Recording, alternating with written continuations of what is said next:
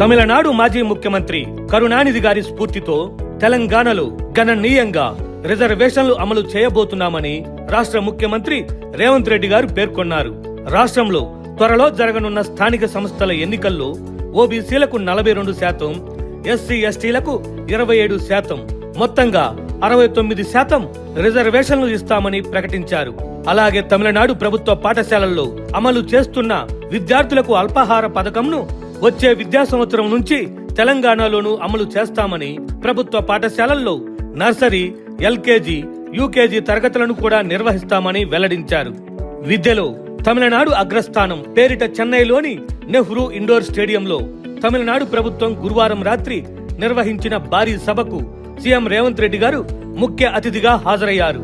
కార్యక్రమంలో భాగంగా తమిళనాడు సీఎం స్టాలిన్ తో కలిసి తమిళ్ పుదల్వన్, పుదుమై పెన్ పథకాల విస్తరణను లాంఛనంగా ప్రారంభించారు.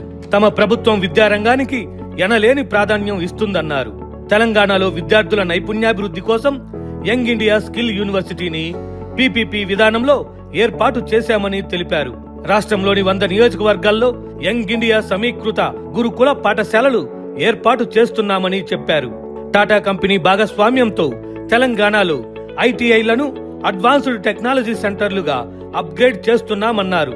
తమిళనాడు, తెలంగాణ మధ్య సాంస్కృతిక స్నేహ సంబంధాలు కొనసాగాలని తెలంగాణ స్పోర్ట్స్ యూనివర్సిటీలో తమిళ విద్యార్థులు, కోచ్లకు కూడా అవకాశాలు కల్పిస్తామని హామీ ఇచ్చారు.